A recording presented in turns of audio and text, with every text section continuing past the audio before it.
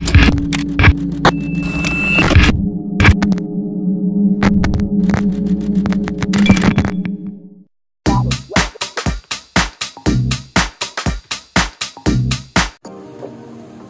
xin chào tất cả các bạn đã quay trở lại với kênh của Văn Hóng Lazada. Và trong video ngày nay thì mình sẽ có một cái thông báo với các bạn. Đó là cái việc mà lần trước mình có làm một cái video về đổi trả hàng ở trên Lazada. Thì ngày hôm nay mình đã nhận được tiền của Lazada gửi trả rồi. Và mình sẽ làm một video chia sẻ anh em về hoàn tất một quy trình trả hàng ở trên Lazada. Ok.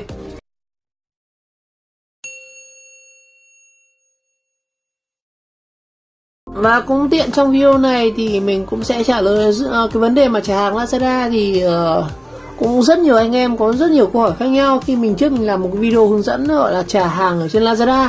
Nhưng mà cái phần đó chỉ là cái phần gọi là đóng gói này, rồi in nhãn, rồi giao cho shipper như nào thôi. Và mình cũng chia sẻ về các cái gọi là chú ý khi mà các bạn trả hàng. Thì hôm nay thì mình có một cái cây hoàn thiện hoàn toàn rồi, thì mình sẽ chia sẻ cho anh em. Đầu tiên là mình cũng sẽ nói lại nhé. Cái bước quan trọng nhất của Lazada khi các bạn trả hàng là các bạn phải in được cái phiếu này. Mà muốn in được cái phiếu này thì khi mà các bạn nhận cái sản phẩm rồi, đúng không? Thì ví dụ như cái sản phẩm nó bị vỡ này, bị lỗi này, hoặc là như cái trường hợp của mình là cái đây, ví dụ như cái trường hợp mình mua cái máy e-top này, cái máy mài thì thực sự thì cái máy mài đó sử dụng được, nhưng mình vẫn trả hàng được trên Lazada. Tại vì sao? Tại vì đây, trên cái sản phẩm này thì mình xem cái phần miêu tả của shop ấy, họ ghi là cái máy mài e-top 9523 này là máy mài sử dụng lõi đồng. Và khi mình nhận sản phẩm mình test thì đúng là lõi đồng thật nhưng em. Nhưng mà lõi đồng đây, lõi đồng nó là một cái gọi là thủ thuật, tức là cái lõi đồng, cái rotor của nó ấy, thì nó làm lõi đồng nhưng mà nó chỉ là cái lớp sơn giả đồng thôi. Còn bên trong của nó thì vẫn là một cái lõi nhôm, không phải lõi đồng. Và cái sản phẩm lõi đồng thì thường giá nó rất là cao, tầm khoảng 500.000 các kiểu nữa. Còn hầu hết các máy mài trên thị trường thì toàn là lõi nhôm hết anh ạ. Thành giá thì nó rẻ. Dùng cái máy đấy thì về bản chất thì nó vẫn cắt vẫn mài được. Tuy nhiên thì độ bền thì nó sẽ không bền. Và thứ hai là nó rất yếu. Và thứ ba là nó rất nhanh nóng máy. Đó. Anh em dùng một tí mà cái bầu máy nó nóng bừng bừng ấy, không sử dụng được. Nên mình đã hoàn hàng lại cái sản phẩm này. Cái shop này khi mà hoàn hàng họ cũng chạy cày gãy cối rồi, là cái sản phẩm của em. Mình chia sẻ lại cho em cái đoạn chat cái này nhá. Không lại bảo mình đây. Cái sản phẩm này mình sẽ chia sẻ anh em, rất nhiều anh em không biết. Thực ra đây là một cú lừa, mình khẳng định luôn anh em. Đây, mình tua đến cái shop này, đây, Hitachi. Tên nó cũng na ná như là Hitachi nhưng mà thực ra là Hitachi nhá. Đây nhá, đây cái trường hợp của mình như này. Máy mài mình bấm trả hàng rồi, mình bấm trả hàng rồi mình mới chốt với shop nhá. Riêng mình không thích, mình sẽ như vậy. Con này lõi nhôm này, mình sẽ trả hàng đấy. Anh cạo lõi nhôm cho em xem máy, không cần gửi về nha anh. Em khẳng định 100% lõi đồng. Anh cắt thẳng cho em, hỏng em chịu. Ui dồi ôi, mình là người chuyên test sản phẩm này.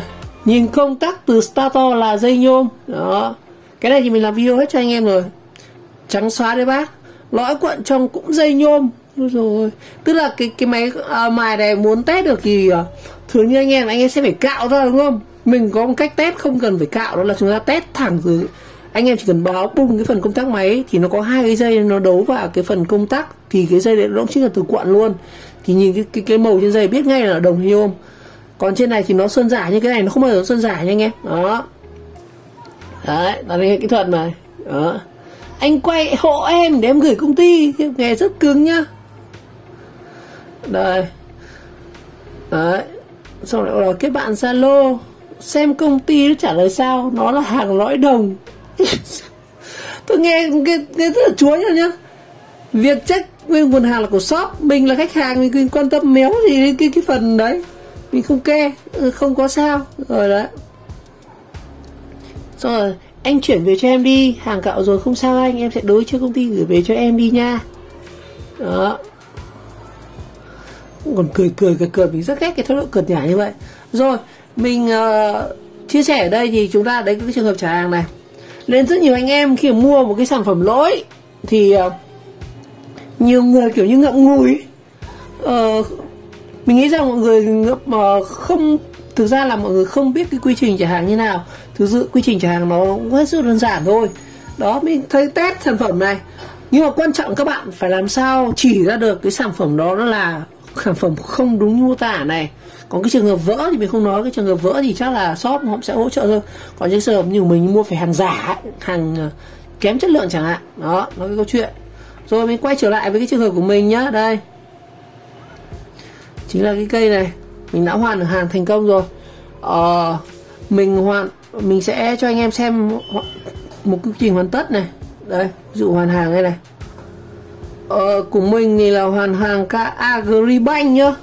Nhưng mà mình cũng củ chuối lắm em. Mình cũng chia sẻ với các em về cái hoàn hàng này, nó cũng nhiều cái bất cập. Đây, ví dụ như này, cái trường hợp của mình là xong rồi này. Để hoàn hàng các bạn sẽ phải qua các bước như này. Nhà bán hàng phải đồng ý yêu cầu hoàn hàng, rồi shipper đến ấy, rồi đến cái hàng nó đang trên đường vận chuyển về nhà bán hàng, rồi nhà bán shop họ nhận được hàng rồi họ phản hồi lại.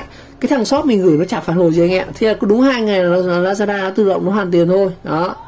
Rồi. Thì đây, mình sẽ cho anh em xem cái hành trình mà mình trả hàng như nào. Nó có rất nhiều khâu đấy anh em ạ. Mình nhận được cái sản phẩm này vào hôm mùng 10 tháng 6. Mùng 10 tháng 6 mà đến tận ngày hôm nay ngày 22. Như vậy mình mất tận là 12 ngày mình mới lấy lại được tiền trên Lazada. Như vậy anh em cũng xác định là chúng ta sẽ mất khoảng nửa tháng mới lấy lại được tiền nhá. Xác định luôn, chứ không phải là anh em trả hàng anh em lấy được lại tiền được ngay. Đây là mình cũng phải xác định cái tư tưởng như vậy. Chứ phải bấm phát trả hàng lấy được tiền, chúng ta sẽ mất nửa tháng mới lấy được tiền. Quan tâm tiền các bạn thì nó vẫn trả về túi các bạn thôi. Nhưng mà nó cũng có cái này. Đây mình chia sẻ này. Ngày 11 tháng 6 mình bắt đầu bấm trả hàng này. Rồi ngày 12 là thằng shop nó mới đồng ý này. Và ngày 12 thì ngày 14 thì shipper mới đến lấy. Tại vì hôm đấy mình về quê mình không ở nhà. Đó. Và ngày 14 thì đến ngày 15. Ngày 15 thì shop đã nhận được hàng rồi. Nhưng mà shop nó chẳng phản hồi gì. Đến ngày 17 thì hệ thống của Lazada Auto nó đẩy quy trình lên. Từ ngày 17 thì nó sẽ báo cho các bạn là một cái mail là mình sẽ nhận được tiền trong vòng 2 ngày làm việc.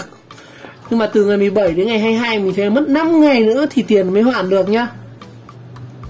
Như vậy anh em lưu ý này, bắt đầu từ ngày mà shop nhận được hàng của các bạn thì sẽ mất khoảng là từ 5 đến 7 ngày nhá.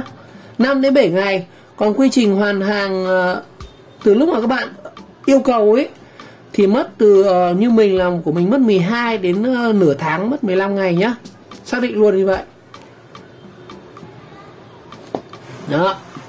Về hình thức mà chúng ta nhận tiền thì có 2 hình thức. Một là các bạn nhận qua, như mình là nhận qua ngân hàng, qua số tài khoản của mình. Và hình thức thứ hai là nhận qua mã giảm giá. Ở đây thì mình sử dụng hình thức là dùng ngân hàng. Và cái ngân hàng này nó phát sinh một câu chuyện mình cũng sẽ chia sẻ luôn ở cái phần sau này.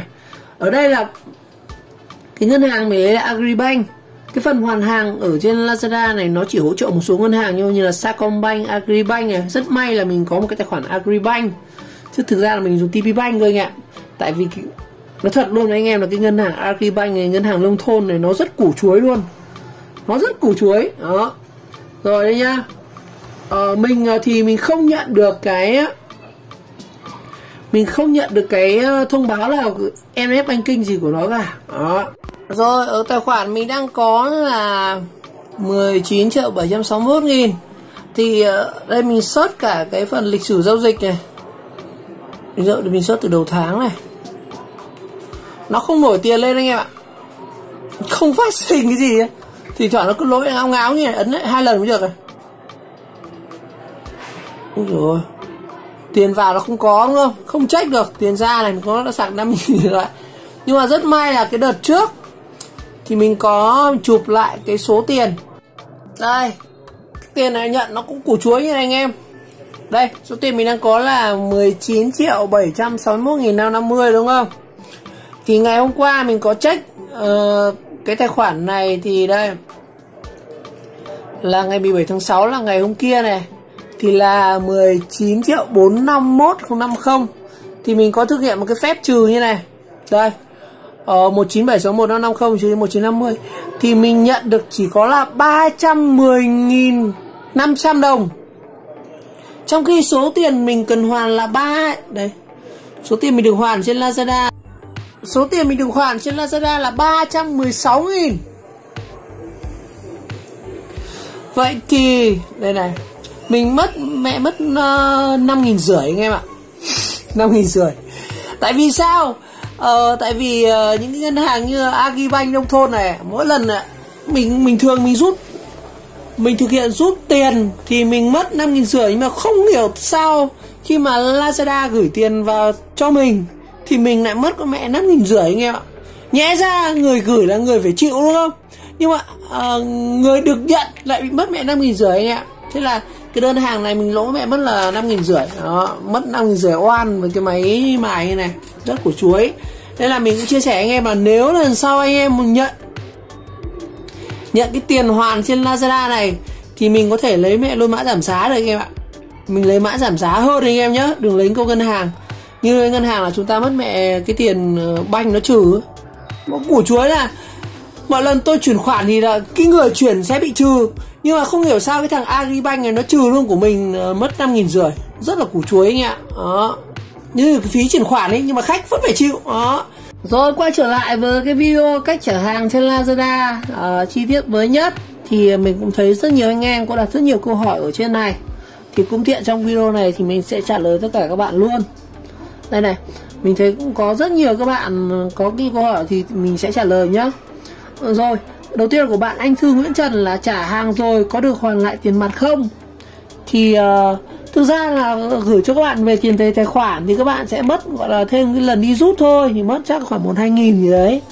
Còn nếu các bạn lần sau ấy, như kinh nghiệm thì các anh em lấy sử mã giảm giá ấy, nó sẽ gửi vào mail, thì mình có thể dùng mã cái giảm giá đó mình mua tiếp hàng ở trên Lazada.